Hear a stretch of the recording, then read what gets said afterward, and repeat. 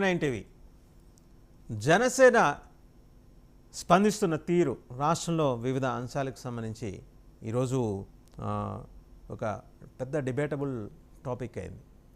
అంటే ఆచితూచి స్పందించడం, అలాగే అంశాల వారీగా మాట్లాడటం, ఒక స్వీయ క్రమశిక్షణ, సెల్ఫ్ డిసిప్లిన్ అనేది ఆ పార్టీ క్యాడర్స్లోనూ లీడర్స్లోనూ స్పష్టంగా కనిపిస్తోంది.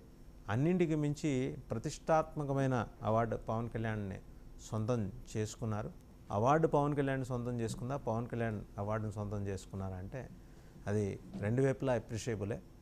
ఒక కొత్తగా ఎంట్రీ ఇచ్చి, అంటే ఆయన నేరుగా అసెంబ్లీలోకి వచ్చిన తర్వాత, డిప్యూటీ చీఫ్ మినిస్టర్గా ఆయన బాధ్యతలు చేపట్టిన తర్వాత, అండ్ డిఫరెంట్ డిపార్ట్మెంట్స్ని ఎట్ ఏ టైం ఆయన హోల్డ్ చేస్తూ, రివ్యూస్ చేసుకుంటూ, సాధించిన ప్రగతిని సమీక్షించుకుంటూ, ఎక్కడైనా లెక్కునే ఉంటే వాటిని అడ్రస్ చేస్తూ ముందుకెళ్తున్న తర్వాత మొత్తం 13,000 పంచాయతీలకు పైబడి ఒకే రోజు గ్రామ సభలు నిర్వహించిన దానికి గాను వచ్చిన అవార్డు అది రాష్ట్ర ప్రభుత్వానికి అది కీర్తి ప్రతిష్టలు తీసుకొచ్చిన అవార్డు.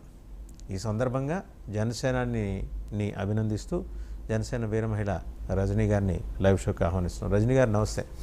ముందుగా మీకు, మీ సేనానికి, మీ పార్టీకి అభినందనలు. అంటే ఒక ప్రోయాక్టివ్ పాలిటిక్స్ ఎలా చేయాలి అనేది నిరూపిస్తూ వచ్చారు.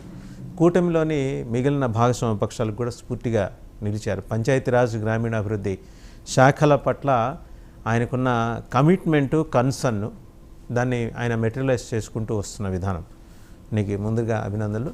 ఇక నేరుగా అంశాల జోలికి వస్తే, మరక మంచిదే అని మన అడ్వర్టైజ్మెంట్ చూస్తాం, కానీ జానీ మాస్టర్ పేరుతో పడిన మరక అంత మంచిది కాదేమో మీ పార్టీకి. అఫ్కోర్స్ సార్, అక్కడ ఏంటి నిజం, ఏది అబద్ధం అనేది ప్రాపర్ ఎంక్వైరీ జరుగుతుంది సార్. ఎనీవే, చిన్న ఎలిగేషన్ వచ్చినా సరే చిత్తశుద్ధిగా అతన్ని పార్టీ కార్యక్రమాలకి దూరంగా ఉండమని ఆదేశిస్తూ పార్టీ వెబ్సైట్ లో ఒక లెటర్ కూడా రిలీజ్ చేశారు. దానికి మీరందరూ అభినందనీయం, ప్రశంసనీయం అన్నారు. కానీ ఇక్కడ ఏం జరుగుతుందంటే, కుట్ర కోణాలే ఉన్నాయా, లేకపోతే పాత కక్షలే ఉన్నాయా, what ever it may be sir, తప్పు ఎవరు చేసినా తప్పే, అది ఎప్పుడు చేసినా తప్పే, ఏమాత్రం ఉపేక్షించడు అన్నయ్య. ఇంకొకటి ఏంటంటే, అంటే పవన్ కళ్యాణ్ కూడా తల కూడా తెగిపడేంత భారతీయ చట్టాలు ఉండాలని చెప్పినటువంటి మహోన్నత నాయకుడు అండి. అంటే తప్పు చేస్తే పవన్ కళ్యాణ్ ఏమి ఎక్కువ కాదు, సో నా తల కూడా తెగిపడేంత చట్టాలు రావాలి అన్నాడు. కాబట్టి ఆయన దృష్టిలో ఎవరు తప్పు చేసినా మాత్రం ఏమాత్రం ఉపేక్షించడని మా దృఢమైన నమ్మకం అండి. రైటే. కానీ అంటే నిన్న మీరు వెంటనే రెస్పాండ్ అయ్యారు. ఆ మాటకు వస్తే, ఇటువంటి తరహా కేసులోనే లైంగిక వేధింపుల ఆరోపణలు ఎదుర్కొన్న కేసులోనే టీడీపీ ఎమ్మెల్యేని సస్పెండ్ చేయడం ద్వారా టీడీపీ జాతీయ అధ్యక్షుడు ఆయన కూడా వాళ్ళు ఇలాంటి సున్నితమైన అంశాల పట్ల వాళ్ళ పార్టీ విధానాన్ని వ్యక్తం చేశారు. ఇవన్నీ బాగానే ఉన్నాయి, అసలు జరగకుండా చూసుకోవాల్సినవి. మీరు పదే పదే పోరాటాలు చేస్తున్న అంశాలు తెర మీదకు వస్తున్న తర్వాతే, లేకపోతే అవి ఒక లాజికల్ అండ్ లీగల్ ఎండ్ తీసుకుంటునే క్రమంలోనే ఇలాంటివి ఎలా బయటపడుతున్నాయి? దీని వెనకాల ఏమైనా కాన్స్పిరసీ థియరీ నడుస్తుంది అనుకుంటున్నారా? ఎందుకంటే 2019 నుంచి జూనియర్ కొరియోగ్రాఫర్ ఆయనతోటి కలిసి పనిచేస్తున్నారు. చాలాసార్లు అతను దాడులకు పాల్పడ్డాడని ఆమె ఫిర్యాదులో పేర్కొన్నారు. మరి నిన్ననే వచ్చి ఆవిడ రిపోర్ట్ చేయాల్సిన అగత్యం ఏంటి? ఆమెను ఎవరైనా ఇన్వెస్టిగేట్ చేశారా? లేకపోతే ఏమన్నా వారిద్దరి మధ్య పొరపచ్చాలు వచ్చి ఈ వ్యవహారం అంతర్గతంగా బయటపడిందా? లేకపోతే ఇదే సమయంలో జత్వానీ కేసు తెర మీదకి వచ్చిన సమయంలోనే ఇది బయటపడటానికి గల కారణం ఏంటి? మీరు గమనించండి, ప్రధానమైన కేసులు ఏమన్నా బయటికి రాగానే వెంపటే ఇటువంటివన్నీ, అంటే తీవ్రత స్థాయి భేదాలు ఉంటాయి, తీవ్రతలో కాదంట్లా, but similar kind of cases are roping in. మీ పార్టీలో వాళ్ళు, మీ భాగస్వామ్య పక్షాల వాళ్ళు ఇన్వాల్వ్ అయినవి.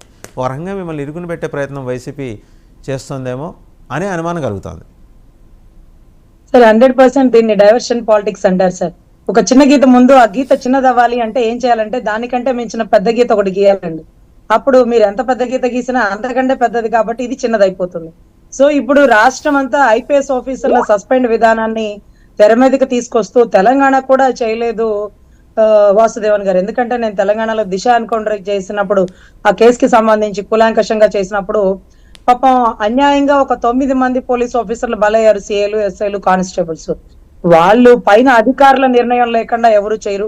కానీ ఆ అధికారిని పట్టుకోలేకపోయాం, ఆ అధికారిని శిక్షించలేకపోయాం. కానీ ఆంధ్ర రాష్ట్ర ఒక రోల్ మోడల్ లాగా 3 ఐపీఎస్ ఆఫీసర్లని చిత్తశుద్ధిగా ఆధారాలతో పట్టుకొని, ఆరోపణలు కాదండి, ఆధారాలతో పట్టుకొని సస్పెండ్ చేయడం జరిగింది. ఇంత అప్రిషియేట్ విధానంలో వెనువెంటనే ఇది తెర మీదకి రావడం. సో ఇది కుట్రకోణం అనే దానికంటే ఒక కొరియోగ్రాఫర్ గా అతను ఎదుగుతున్నప్పుడు అతను పక్కన ఉండే లేడీ అతనికంటే గొప్పగా ఎదగాలనుకుంటారు. మీకు తెలుసు పతిపాటి పుల్లారావు గారు ఎలక్షన్ లో పార్టిసిపేట్ చేసేటప్పుడు ఆయన పక్కనే ఉన్న విడుదల రజనీ గారు వెనకాల నుంచోనే తిరిగారు. చివరాఖరులో ఏం చేశారండి, ఎమ్మెల్యే ఆయనకి ధీటుగా నాకు ఎమ్మెల్యే సీట్ కావాలంది. అదేంటమ్మా అంటే అయితే నేను వైసీపీలో చేరిపోతానంది. అదేంట్రా బాబోయ్ అంటే వైసీపీలో చేరి ఆయన ఎక్కడైతే అవకాశం ఇచ్చి పెంచి పోషించినటువంటి సైబరాబాద్ మొక్క అంటదో ఆయన మించి ఎదిగిపోయిందండి. అంటే ఒక రాజకీయ కుట్రకోణం అక్కడ ఎలా చూసామో ఇక్కడ అంతే అయి ఉంటది. ఎందుకంటే కొరియోగ్రాఫర్ గా ఒకరు ఎదుగుతుంటే ఒక లేడీ నాకు ఆఫర్లు ఇవ్వలేరేంటి, నన్ను ఎదిగించలేదేంటి, లేకపోతే మీతో కలిసి ట్రావెల్ చేస్తున్నాను కదా, ఇంకోటి కొంత అండర్స్టాండింగ్ మధ్య జరుగుతుందండి. అది తప్పైనా ఒప్పైనా కొంత తేడా వచ్చినప్పుడు తప్పేనండి. ఎందుకంటే ఒక ఆడబిడ్డ మోసం చేసిందని ఒక మగబిడ్డ కంప్లైంట్ ఇవ్వడానికి లేదు కాబట్టి అవసరం పరిస్థితులు అన్ని అధిగమించిన తర్వాత కుట్రకోణంగా అప్పుడు నువ్వు చేసింది బయటకు తీనా, ఇప్పుడు నువ్వు చేసింది బయటకు తీనా అనే పరిస్థితి నెలకొందేమో, అఫ్ కోర్స్ చెప్పలేం కదా. సో ఎనీవే ఏదైనా కానీ ఒక ఎలిగేషన్ వచ్చింది కాబట్టి ప్రతిపక్షం అనేది రాష్ట్రంలో లేదు సార్. అంటే 164 సీట్ల ద్వారా సో ప్రతిపక్షం లేదు కదా అని ఇష్టాచారంగా పని చేయలేదు సీఎం గారు, డిప్యూటీ సీఎం గారు. తప్పు తన ఎమ్మెల్యేలు చేసిన చిత్తశుద్ధిగా ఎమ్మెల్యే భార్య గారు చేసిన, ఎమ్మెల్యే భర్త గారు చేసిన గట్టి వార్నింగ్ లో ఇచ్చారు చంద్రబాబు గారు. ఇంకొక ఎమ్మెల్యే మీద ఎలిగేషన్ వస్తే వెంటనే సస్పెండ్ చేసి అవతల పడేశారు. ఇక్కడ మాది కూడా అంతే సార్. జానీ మాస్టర్ మీద ఎలిగేషన్ వచ్చింది, పార్టీ స్టాండ్ లో కొంచెం పార్టీ కార్యకలాపాలకి దూరంగా ఉండండి, మీ మీద ఆరోపణలు వచ్చినాయి అంటూ పార్టీ లెటర్ రిలీజ్ చేశారు. దీన్ని బట్టి రెండు పార్టీలు వైసీపీతో చెప్పించుకునే స్థాయి కాకుండా ప్రతిపక్ష వ్యక్తులు ఎవరైతే విమర్శించే అవకాశం లేకుండా వారేదైనా వారిలో ఏదైనా తప్పు జరిగితే తప్పు దిద్దుకుంటున్నారు. తప్పే జరగకూడదు అంటే ఇక భగవద్గీత ఏమైపోతుందండి. సో అంటే తప్పులు జరుగుతాయి, వాటిని సరిదిద్దుకుంటారు, అది కర్మానుసారం జరిగేది, వాళ్ళ కర్మ ఫలితాన్ని మనం ఎవరూ దాటించలేం కాబట్టి సో ఖచ్చితంగా వారు చేసిన తప్పుకి శిక్ష ఉంటది. పార్టీ ఇమ్మీడియట్ గా స్టాండర్డ్ రూల్స్ తీసుకుంటది, దాంట్లో ఎటువంటి సందేహం లేదు. వైసీపీ వారితో చెప్పించుకోవాల్సిన అవసరం లేదు, ప్రతిపక్షం విమర్శించే అవకాశాన్ని కల్పించరండి. రజనీ గారు ఒక మాట, మనం జత్వానీ గారి కేసు ఆమె ఎఫ్ఐఆర్లో ఆమె పేర్కొన్న అంశాలు ఒక పట్టికలో పెట్టి రెండో పట్టిక సెకండ్ టేబుల్లో ఇప్పుడు ఇక్కడ జానీ మాస్టర్ మీద రిపోర్ట్ చేసిన కొరియోగ్రాఫర్, లేడీ కొరియోగ్రాఫర్ ఆవిడ